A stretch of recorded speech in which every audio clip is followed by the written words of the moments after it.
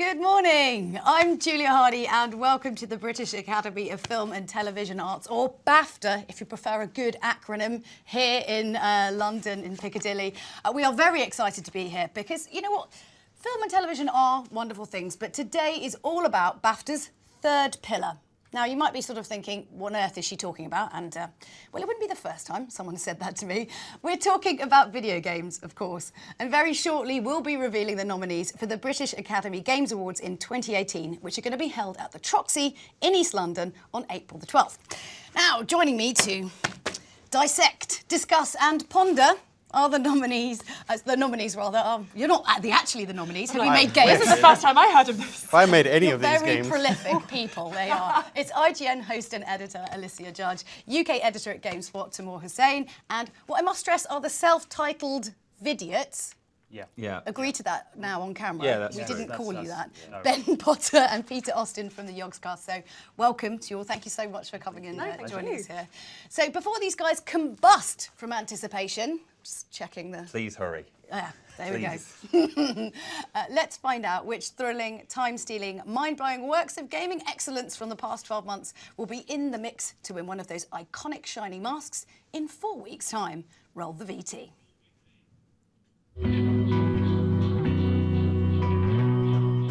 Artistic achievement. Cuphead. Gorogoa.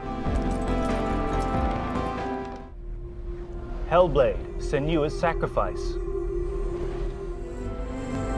Horizon Zero Dawn.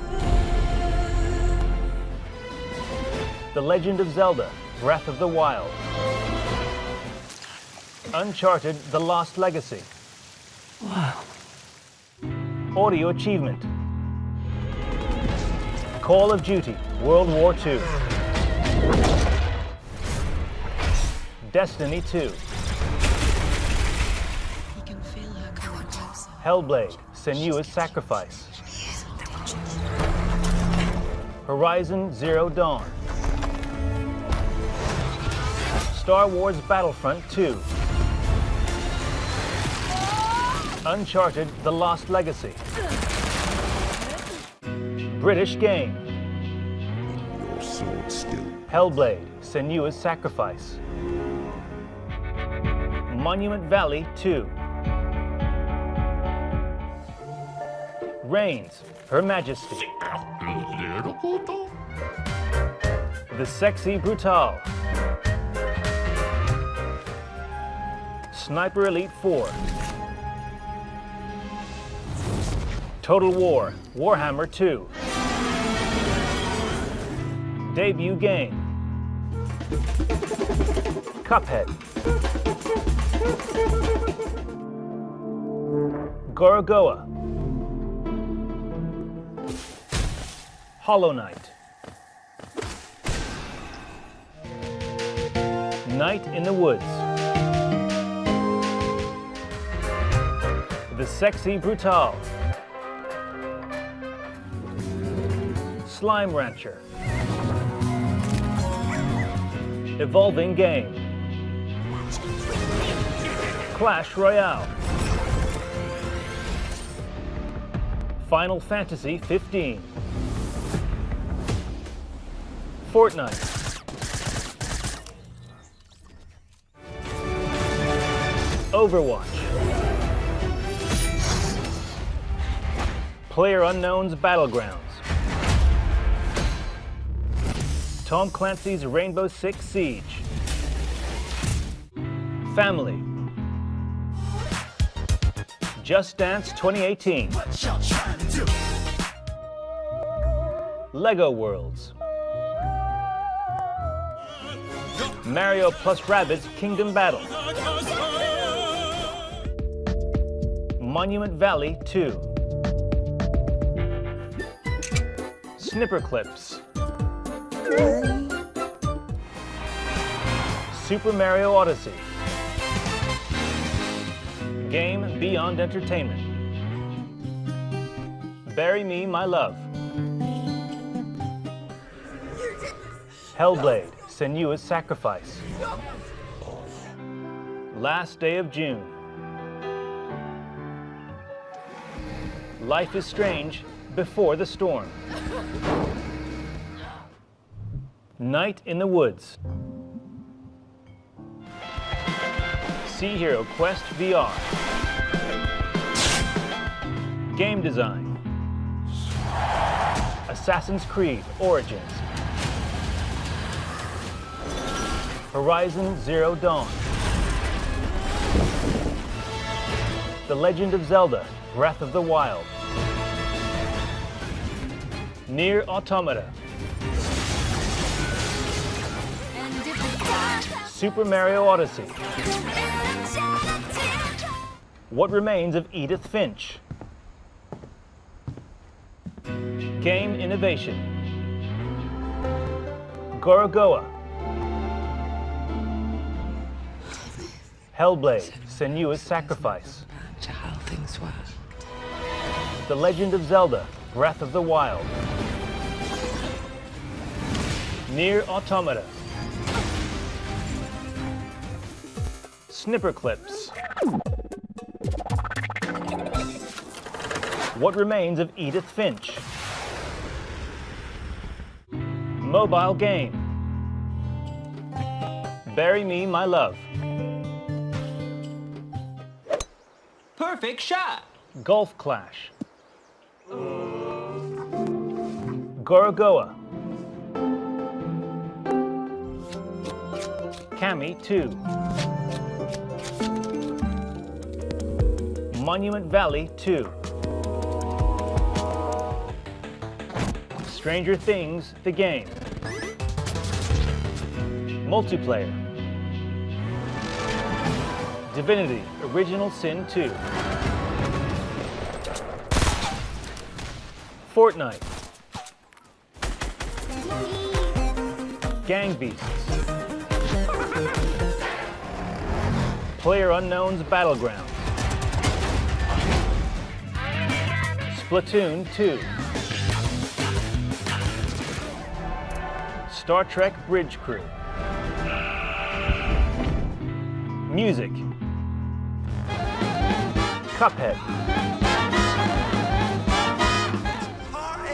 Get Even. He's on his way! He's on his way! Hellblade, Senua's Sacrifice. Horizon Zero Dawn. The Legend of Zelda, Breath of the Wild. What Remains of Edith Finch. Narrative. I haven't seen you before. Hellblade, Senua's Sacrifice. I don't leave home much. Horizon Zero Dawn. Night in the Woods. Tacoma. What Remains of Edith Finch. We were free people of the Wolfenstein 2, The New Colossus. One of us. Original property. Cuphead. Gorogoa. Horizon Zero Dawn. Night in the Woods.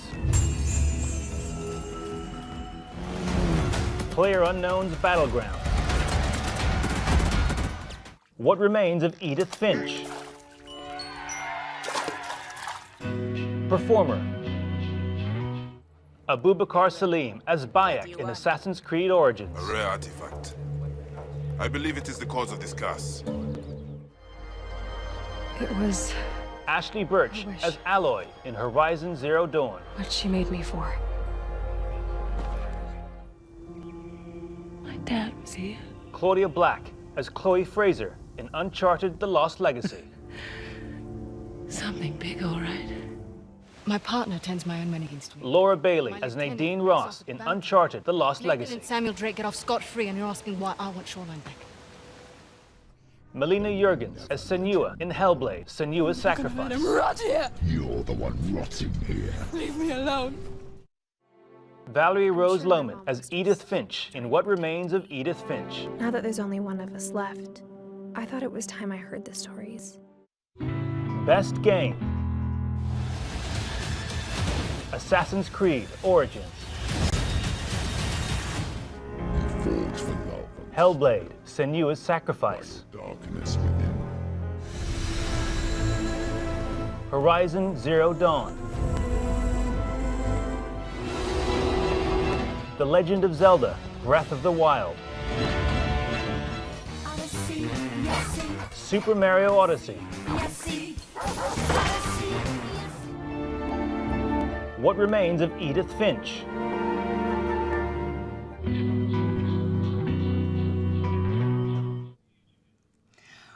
Oh my goodness, what a fantastic set of nominees there. And maybe because it's been a fantastic year in games, let's kind of dive straight into it. So just off the back of that VT, what are kind of your initial thoughts and feelings? Shall I start with you, Alicia?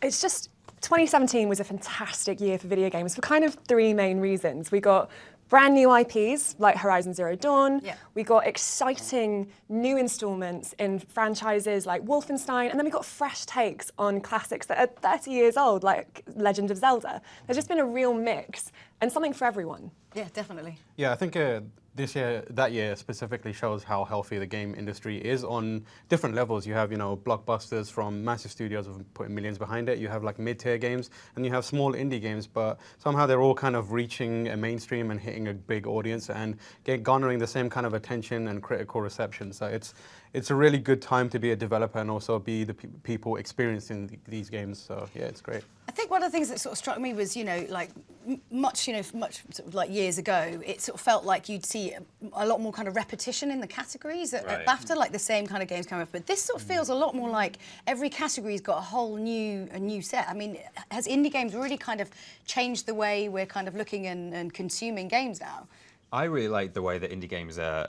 It seems that they're bringing together the retro, but in a kind of contemporary style. So the likes of Cuphead, it looks super old-fashioned and it plays in an old-fashioned way. In that it's horribly punishing and hard. Right, yeah, absolutely. But you can tell that like the underlying, like they've done an amazing job on that, and they worked on it for so long. It's kind of like two worlds meeting now, and some of the retro style stuff we're getting is actually done with a massive production value. Yeah, I know we've all said it, but it's just such a diverse year. I think this year for me personally was the first in several years where it wasn't just sort of AAA blockbuster games at the top of my list. Edith Finch and Cuphead and things like that have all been just phenomenal. Great fun. I think it's really exciting when in previous years we've totally talked about how there's so many barriers to entry for indies, and those absolutely still exist, but it's just really heartening to see different indie companies overcoming those, and that there is still space at the top despite some of the doom and gloom that might have been heard at kind of conferences around the world. Yeah, and I think also like establishing those tiers of game without making massive compromises. Like you look at a game like Hellblade, and that it's a game that's made by a very small studio on a much smaller budget, using borrowed equipment or making licensing deals that aren't like on the same level. Full-on guerrilla style development, and yet you play that game and it feels like a polished AAA game, and it does something meaningful with what it explores and the way it presents it. And Ninja Theory is a developer that I really love, and it's so good to see that they're carving out this niche and not having to compromise who they are and what they do to do that. I mean, let's talk about Hellblade. That's 9 nominations, I think. Wow, really? That's a lot. That is a lot. Yeah. It is. I mean, I was saying that they don't repeat, but actually Hellblade. So why do you think Hellblade's got like so many? I think it is that it kind of appeals to both crowds, and if you do like these kind of small scale indie games, you appreciate the fact like the way it was made and like that it was this kind of, as you say, guerrilla style development. But at the same time, it is AAA in all but length. Like it looks gorgeous, and some of the things it goes into, what it delves into, it's mind-blowing, really. Yeah. Absolutely. It's really solid gameplay, but also they work with the Wellcome Trust, who basically are interested in putting science and health into video games. And so it's this huge commentary on mental health, and they spoke to real-life researchers in the field of mental health and put all of that research into the game. So it's incredibly moving, but also incredibly fun. And that's kind of like the perfect mix to just get a really rich experience. I suppose that's the thing with games, you know, because it isn't a passive form of entertainment. You really can engage people with different subject matters, and it's like sneaky learning sometimes. I mean, let's not go back as like Where in the World is Carmen Sandiego, where you knew you were learning geography and things about agriculture, but it was all you had. Yeah. It's a lot sneakier now. Yeah, and you can tell, like with Hellblade, you know, the amount of nominations it got speaks, and this through so many categories, it speaks to how much and how specific you can be with what you take away from it. Like Hellblade is so good in diverse aspects of itself, like gameplay, story, sound, characterization, performances. It's such a wholly interesting experience, and like that speaks to games as a whole now. Like you can come to it, like you say, it's not a passive experience. What you take away from it could be different from what someone else takes away from it. And this year, that is more than ever. You have so many experiences that you can come to and be like, walk away with different ideas and kind of like enjoyment things to enjoy out of it. Yeah. So very quickly, obviously we've got Horizon Zero Dawn with 8 and What Remains of Edith Finch with 7 nominations. So they're quite polar opposite kind of game. Horizon Zero Dawn, like really big new IP from Sony, and then What Remains of Edith Finch, which is much kind of smaller, slightly weirdly disturbing but brilliant. I mean, this just sort of shows how incredible BAFTA is for like kind of bringing these two. They can kind of stand toe to toe. Obviously not particularly shocking, I don't think, in terms of noms. No, I think Horizon it's even though obviously Guerrilla Games had a much larger budget than the developers of What Remains of Edith Finch. I think for a first attempt at a genre they hadn't really gone for before, it's just phenomenal, the world and the setting, and I found the story so incredibly addictive that I just ran past all the side quests because I needed to know what happened next in Aloy's story, and I think they just absolutely smashed it out of the park, really. Yeah, they really nailed one of the core, like what makes video games interesting as a medium is the ability to transport you into a different world. And this one is so weird and different, and like it's unique, but it's also familiar in a way. It has touchstones, like you understand what an animal is, but the way it presents that animal to you is entirely different from what you're used to. It's like a weird mech thing. You have this, you have this connection to the real world, and that's also kind of dragging you forward because you're like, this fantasy world, but also it's got, it is overlapping with our real world. So it's like really strong because of that. Also, Tool Next have the head of a Starship Enterprise, and that in itself deserves a BAFTA. Forget everything else. Give it the prize. All right, well, I think, we might run out of time. We've got a lot to get through, so let's delve a little bit deeper into some of the specific categories. So first up, let's talk about the inaugural Game Beyond Entertainment Award. So this is a really interesting addition to the BAFTA Games Awards, as it's to recognise the game which best delivers a transformational experience beyond pure entertainment. What a fantastic word. That can be raising awareness of an important issue, or engaging with real world problems, or just trying to make the world a better place, which is definitely a good thing right now. A good example from last year would be that Dragon Cancer, which won the Innovation Award. So let's take a look at the nominees. Right, so Games Beyond Entertainment. We've got Bury Me, My Love, Hellblade, Senua's, so I can't even pronounce it. Senua, yes, thank you. Last Day of June, Life is Strange Before the Storm, and Night in the Woods, and Sea Hero Quest VR. So, any particular standouts in that particular category? Bury Me, My Love is, I think, one of the most... it stuck with me last year in a big way. It was quite different in terms of how you played the game as well, right? That is all of it. Like you don't experience it in the same way you play most other games, where you sit down in front of a TV for a period of time, or you like on a mobile game, you spend 20 minutes playing a game, and then you kind of cut yourself off from that game. It's Bury Me in My Love kind of integrated itself into your life, and it does that by giving you this character and letting you follow her journey across a war-torn landscape to safety, and you play the role of someone who loves that person and wants to see her succeed, but like it's just about receiving messages of like, I'm trying to make my way through a camp, and you kind of start making the connections to real world sacrifices and events that are happening, and start drawing the parallels and being like, there's probably someone somewhere who's currently doing this, and although you're experiencing it as a game, it makes you empathize in a way that like it can be difficult to do when you're just being like overloaded with that kind of information around the clock. It's that kind of like unique sort of gameplay mechanic that has been quite underused. Really, I mean that's how we converse in normal life. Why shouldn't it be a way to sort of play the game. Yeah, we've seen it in a few games before Bury Me My Love, but I think it's so pertinent in Bury Me My Love because it's taking the headlines that you see on other screens like your TV and putting it right in your pocket on your smartphone screen. And it's so immediate and it's such a tool for empathy. And just, you know what, a really well-crafted story and really well-built characters. Anything else on the list? What's some of your standouts? I think what's interesting, like 2 of these in particular, kind of took me by surprise in terms. I thought they were just going to be entertainment, not games beyond entertainment. If like Hellblade, for example, I thought might be a kind of fantasy gothic horror kind of thing. Suddenly there's all these sort of statements about mental health and it's you know the issues with Sneaky. with dad. Told you. Yeah, Sneaky. exactly. Learning again. And similarly, Night in the Woods looks like it's going to be a jolly romp through like Panda Yeah, Town. it's not. It's really not at all. And suddenly, like, there's like coal mine closures and like Thatcherism and stuff. Like, what's going on? There aren't enough games about that, obviously. I like Really touched upon it. if you're going to make a statement in this kind of category, like sneak it in there and like take me by surprise. And I think both of those games did that really well. Yeah. What are some of your I standouts? think I think Sea Hero Quest is also one worth highlighting because obviously it's a very simple game and anyone can play it, and that's by design because you know the core of it is to help push along research into dementia. And like I said, it's a simple experience, but the feeling of knowing that you're contributing in a big way, it's like the same thing that we had when we had folding at home for PlayStation. Oh, yep, it was just using proteins your and stuff, to fold proteins, but knowing that you're in some maybe small, maybe big, meaningful way contributing to helping other people out, it's just a good way to experience. It's like a wholesome way of playing games, it's just like I know that I'm helping, good, for everyone great wants good, to be part of that and sort of it's just a powerful way to kind of present games to people who may not experience games or have it in their lives on a day-to-day basis. Totally, like 2 minutes of gameplay in that game actually generates 5 hours of research for the researchers at home. So like it genuinely does propel forward, talking about going beyond entertainment, actually propels scientific research, which is huge. Anything else on that list, do you think? You'd like to call out? Last Day of June is also a brilliant game, just because of the...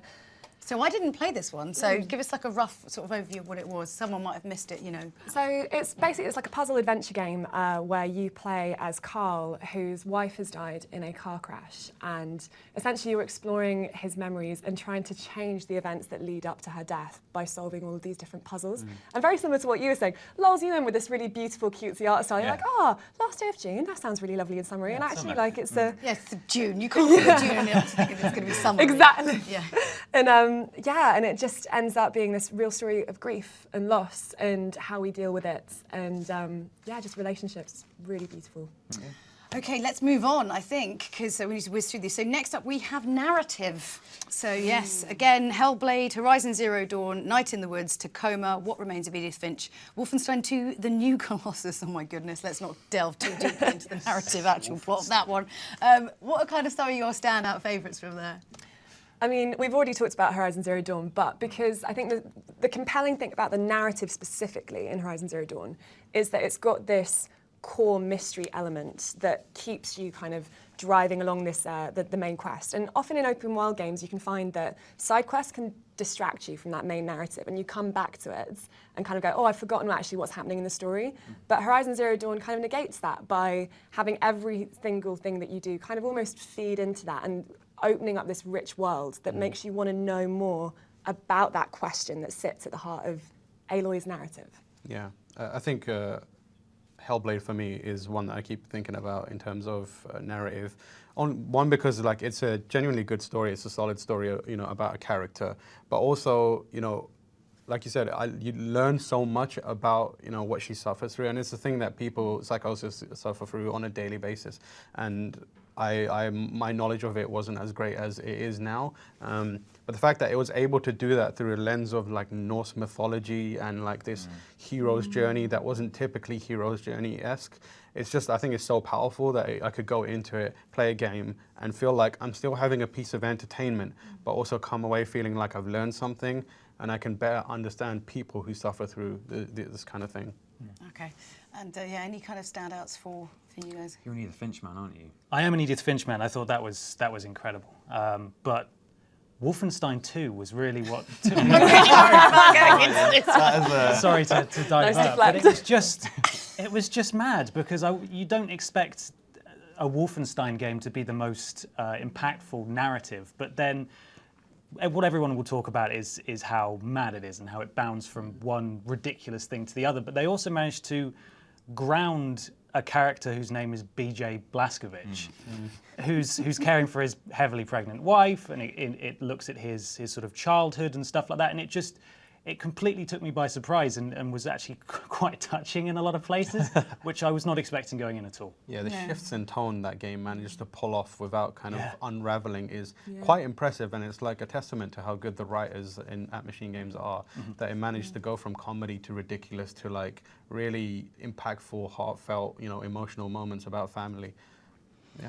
Amongst all the other Amongst stuff. all the weird stuff. Anything else that was a particular standout? Well, yeah, kicking Hitler and shooting Nazis is a lot of fun, really. But you were trying to skirt around it, but if you ask me directly, that's what I'm going to say. All right, I don't know how BAFTA feels about that, but okay, let's move on to the next category, artistic achievement. So yes, we've got Cuphead, Gorogoa. I said it right, I was worried about that. Hellblade, Horizon Zero Dawn, The Legend of Zelda Breath of the Wild, and Uncharted The Lost Legacy. So anyone want to take any particular standout titles there that they particularly touched them? To quickly go back to Hellblade, in terms of the way things are actually presented, I think it's incredible. The way they mix that, the live action stuff into some of the cutscenes, that really took me by surprise, and I was like, that's really novel. Usually that's a terrible idea. It's a really old thing. It's like Command and Conquer Red Alert kind of thing. I am your commander, like really pixelated. Yeah. But no, it's like I was saying at the beginning. Now seeing it in a way where we have the technology to do it properly, it's nicely done. And also we have to talk about the binaural sound as well, right? Like the voices in your head. It made it so much kind of spookier and intense, and I think it immerses you in the game a lot more as well. Yeah. Totally. I mean, for me, Cupheads, because everyone always talks about just how beautiful aesthetically it is, and it is gorgeous, that tribute to Max Fleischer and his 1930s contemporaries. But actually, this is an artistic achievement category. And one of the most amazing things about it is how it combines dozens of moving elements on top of a single rear projection blur, and like without ever making it seem overwhelming or confusing. And like that's huge to have all those disparate elements and still make the gameplay crystal clear. Yeah, that's very true. Legend of Zelda.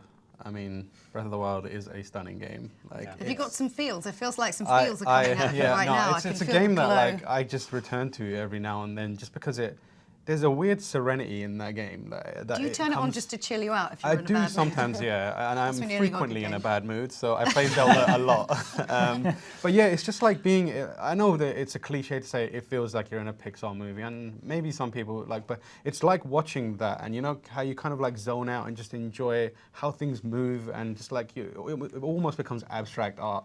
And that's what it feels like to me to play that game, like just standing and looking at just a blade of grass being pushed by wind, and then hearing like just a faint press of a few piano keys. Like it makes you it makes my hair stand on end, and it makes me want to play the game, and it fills me with energy. And then it goes to areas where it's thunder and fire and brimstone, and it just evokes emotion and atmosphere so well, and it does it in a tiny little. I love looking at that game. It's one of those games where you could take a screenshot and just frame it on your wall instantly. Like at any time, if you just take that image, it just looks beautiful. Yeah, it's just a stunning. In terms of artistic achievement, I think it's incredible. Yeah. Anything else we'd like to call out from that category, you think? Just to have a chat about? Horizon. Lost Legacy. Oh, Lost Legacy. Oh, for God's I've not sake. spoken for a while.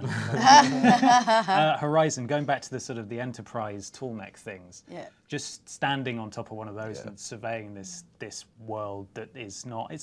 It's familiar, but it's not quite right. And that's the sort of the mystery at the heart of the game shiny. is trying to. It is shiny. It's very shiny. We do like a shine in gaming. Yeah. Nice puddle. Thought, Nice puddle. Flare as well. Oh, yes. Okay, let's move on. They've got so much to get through still. Music, let's move on to there. So we've got Cuphead, Get Even, Hellblade, Horizon Zero Dawn, Legend of Zelda, and What Remains of Edith Finch. Anything that was particular standout for you guys? Cuphead, surely.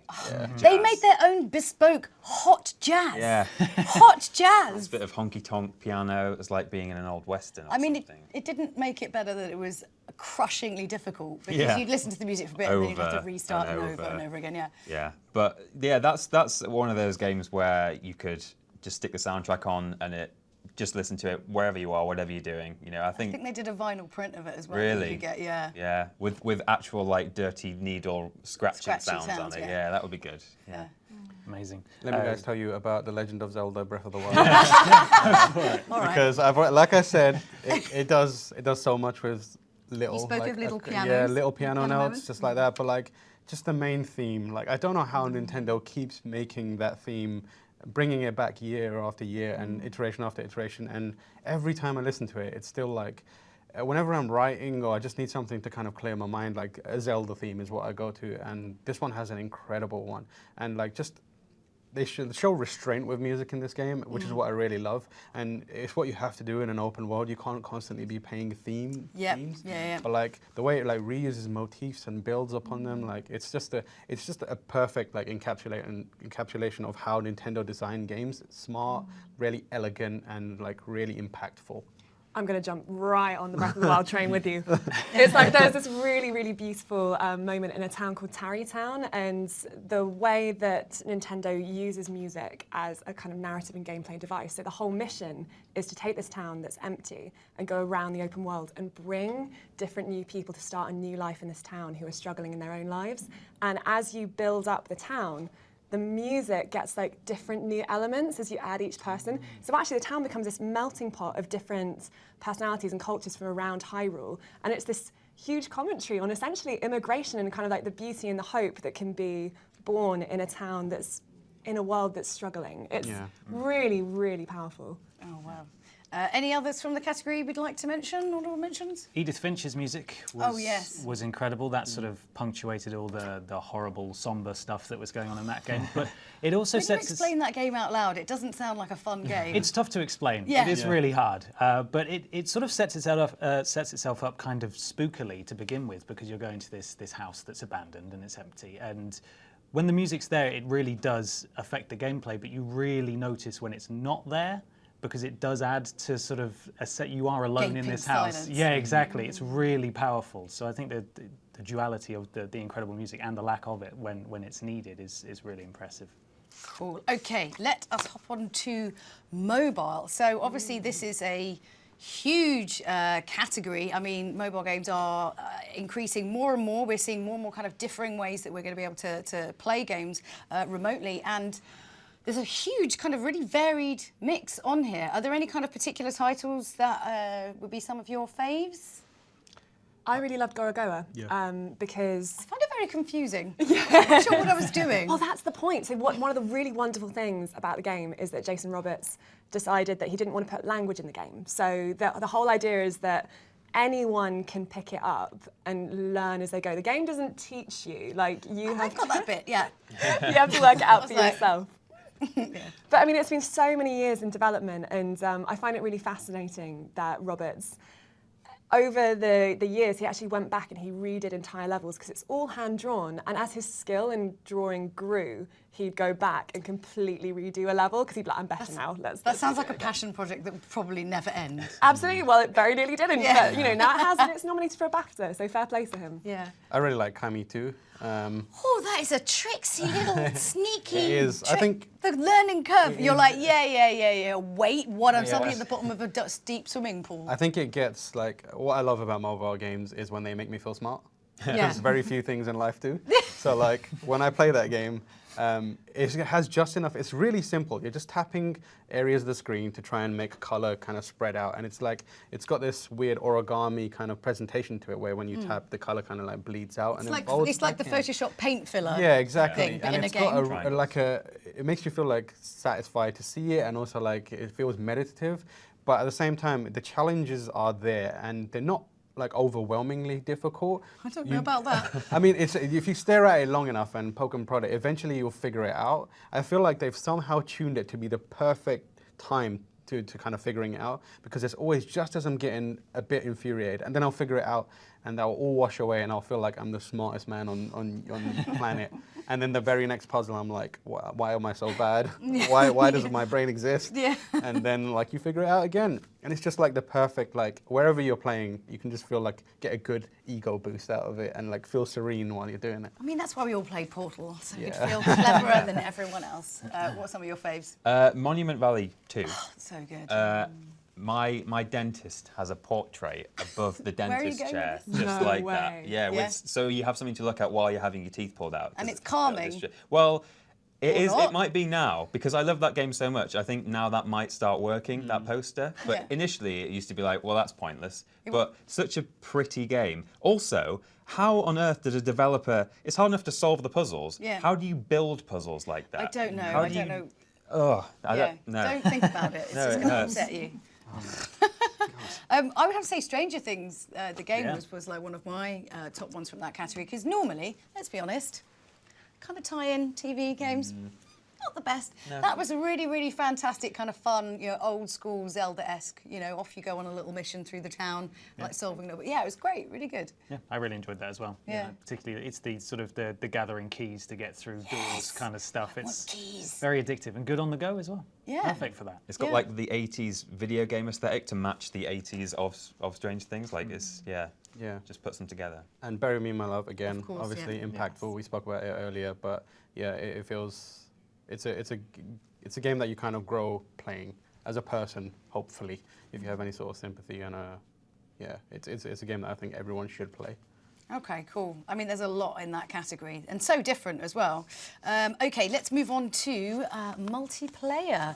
Ooh. Okay, so we've got Divinity, Original Sin 2, Fortnite, Gang Beasts, PlayerUnknown's Battlegrounds, Splatoon 2, and Star Trek Bridge Crew. I have to say, Star Trek Bridge Crew just gives me life. It's so good. Such a good idea. I played it at Radio 1, and we split off into 2 different teams. But my team basically consisted of people who were so young they'd like they didn't really know what so when I was saying like warp, they were like, what are you talking about? I was like, so I lost, that's what I'm blaming. Okay.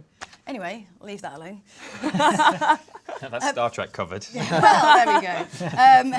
Anyone got a particular phase from this category? I think it's hard to avoid PUBG in this category. Yeah. I mean, similarly, Fortnite. Those two are titans of the industry right now, duking it out for Mindspace and built on similar ideas, Yeah. built from similar technology. Like it's really interesting. But those two games are, they've taken over, and because they provide such compelling multiplayer experiences, the thrill of, from PUBG's perspective, it mixes. It's almost a survival horror game, which it doesn't present itself as, but it's this long stretches of nothing and silence, and then a shot from somewhere in the Huge distance, jump and you're scare. like, oh God, Yeah. what's going on? And you know that you've got a limited time. There's always like this force field closing in on you, and it's just.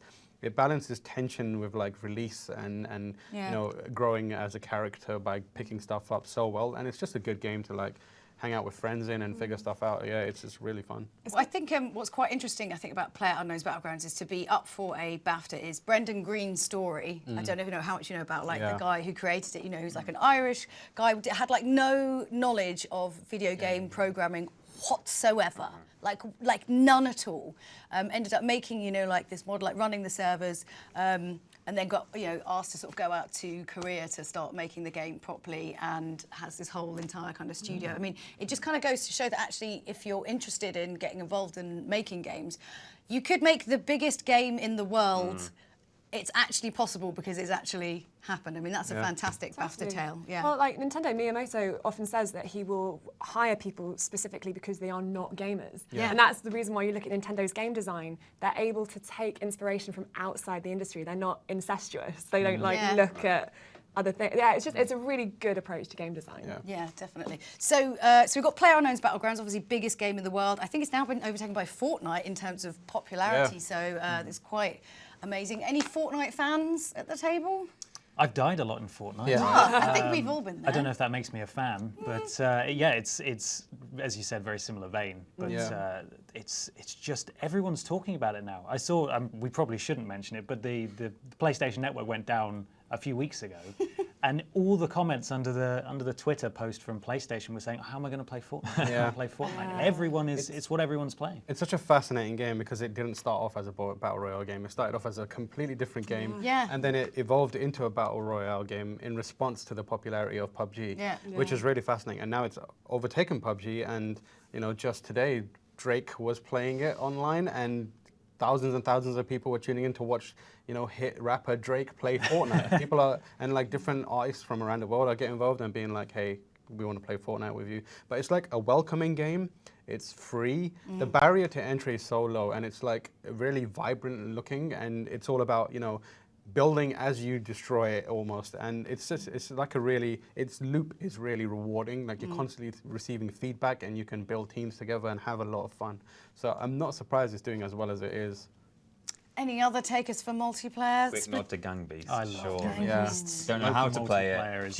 Just do that and hope you win. But it's so much fun. It's just funny. Pick them up, throw them in the pit. Yeah. I think we should also mention Splatoon because firstly, Splatoon 2. It's such a clever idea for a multiplayer game. And it's still a clever, this is the second Splatoon, and I still can't get over the fact that Nintendo went, we want to make a multiplayer shooter, but we don't actually shoot each other. Yeah. And they were like, how do we do that? And then went to make them all squids and shoot ink. Yeah. And the world was like initially like, is this okay? Is this allowed? And then they did it. And it's incredibly popular. It's really charming. There's people out there who are obsessed with weird, tiny little squid girls doing musical performances, and it's just an adorable, really interesting, colorful game. And if you have a child and you want to kind of introduce them to multiplayer gaming without perhaps pushing up against the sharper sides of it, that is the game to do it. It's beautiful and it's easy to play. Okay, right. We need to move swiftly on and get through. Still got a few more categories. Performer. So this is a fun one. So we've got a whole host of different, from Assassin's Creed Origins, Horizon Zero Dawn, Lost Legacy, Uncharted, Lost Legacy, Hellblade, Edith Finch. Are there any particular actors here who are faves or any particular characters?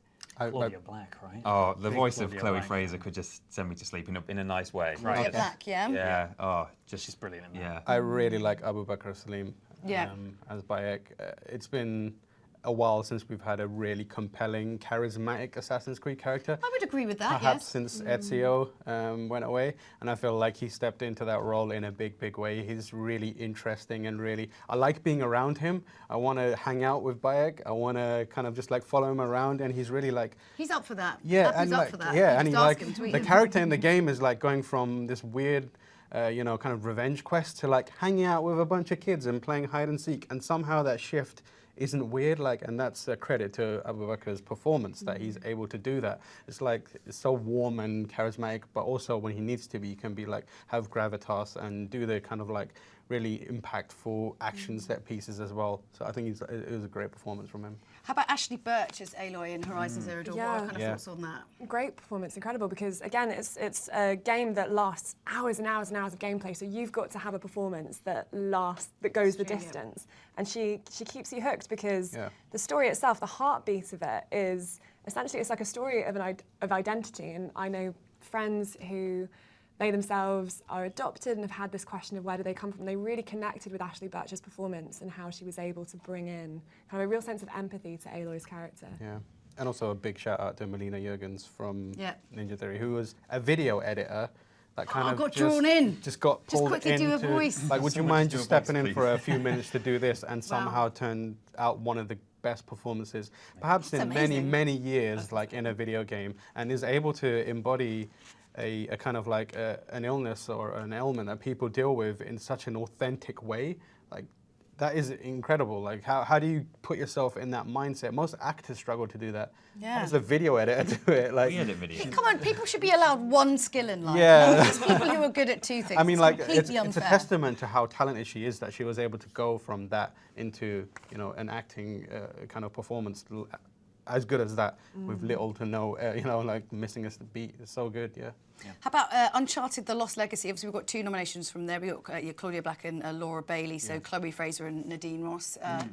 Yeah, I do actually want to build on just I like the sound of Chloe's voice. I think I love the way that their relationship changes over the game, and it's acted so well. They're kind of each other's throats to begin with, and then just by the end they're best friends. Best friends for the BFF. Yep. Yeah. And the performance is incredible. You know, it's believable. You know, some games you're a bit like, I don't know if that's. I can tell you just kind of reading that, or you've been forced to like be friends now. But it really did feel like they were on an adventure together, just bonding. Yeah, absolutely. How about Valerie Rose Lohman, obviously, and Edith Finch? Yeah, everything to do with that game. I think it should win all the awards. All of the awards. All of them. What's quite interesting, actually, is I think Abu Salim is basically the only man on this entire We were talking about this list. earlier. Does this sort of show that obviously there are a lot better characters for women, or we're just getting more characters? I think definitely it goes hand in hand, because you can be the best performer, but if you've not got a well-written character, there's only so much that you can bring. And that's so heartening to see that we've got a roster of characters that are 90% women in that category. I mean, I think as well that it just shows there are really amazing opportunities for actresses in the video game industry to really get their teeth into well-developed roles that, you know, unfold over a long period of time. And more importantly, sorry. No, go for it. And more importantly, that there's an audience for those characters. Yes, Yeah. exactly. It doesn't, like the traditionally held mindset from big gaming companies is people want to see dudes in half-tuck shirts shooting stuff. Actually, So bored. actually, like there's a thirst for more diverse characters, female characters, and looking at that nominee list, it's clear people out there want to see these characters, and they can be written well and they can be acted well. So there's really no excuses for the industry. Yeah. So yeah, any actresses out there, come to games. We're better. Any video editors out there, you might get the job. Yes, you could be a video editor and also be up for it. So some fantastic performances in there. Now we move on to best game. What? Oh wow, I feel like we've been on an emotional journey now, and we're getting to the final stages here. So up for best game is Assassin's Creed Origins, Hellblade, Horizon Zero Dawn, Legend of Zelda, Super Mario Odyssey, and What Remains of Edith Finch. So first time we're seeing within this set of nominations that we're talking about, Super Mario Odyssey. Contender for best game? What do we think? Absolutely. Yeah, definitely. Yeah. It's a pretty good game, isn't it? Yeah. I mean, like, again, one of the things that Miyamoto often says is that when you are creating a game, you need to take one idea and make it solve multiple problems. And so what he does is he takes the idea of the cap. And he's like, okay, cool, like, let's build an entire game around a hat. And they literally do. When you look at the aesthetic of Super Mario Odyssey, like, everyone wears hats. Like, you can tell how strong an enemy is by how many hats it's wearing. And then you've got the actual, like, Mario's iconic jump is bolstered by the fact that you can leap from the hat. Like, the hat is the heartbeat, and everything goes from there. And it completely reinvents a franchise that is pretty much as old as console gaming itself. Nintendo are so good at just taking a single idea and just beating it every which way, getting every drop out of it in a brilliant way. You know, it's like Labo is going to be a really interesting thing to watch as well. I think sometimes if you have like a set of constraints that you've kind of put around yourself, you can suddenly be a lot more inventive with what you can do, because you start thinking about how you are going to solve problems or apply that in a certain way. Yeah, and over time, obviously, Miyamoto is the father of Mario and many of Nintendo's biggest franchises. But over time, fans of his games are now working on the Mario games. And this is one of those games that you can really tell, like, the people who made it are also the people that love it. And there's certain sections of it, I don't want to spoil it, but like New Donk City, there's a certain moment where, honestly, it's one of those things that if you're a Mario fan, if you're a Nintendo fan, it will make you cry. Like, you will play that moment and you'll be like, I'm so overwhelmed with the nostalgia. And you remember, it's one of those moments where you play it and you remember, this is why I love video games. Everything I just saw is why I love video games. And for a game to be able to do that, I think it's absolutely deserving of being one of the best games of the year. So, Assassin's Creed Origins, what are our thoughts? Best game of the year? What do we think? Oh, it's so, I mean, it's what it's up against, though, isn't it?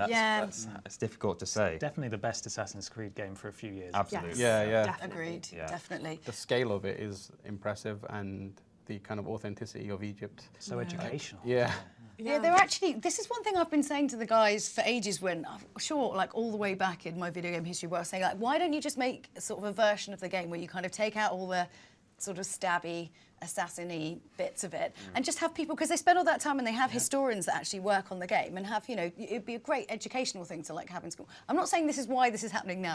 It's not me doing it. Go and play the game without all of the assassiny bits. I spent a lot of time walking around Victorian London just watching kids play It's the noises.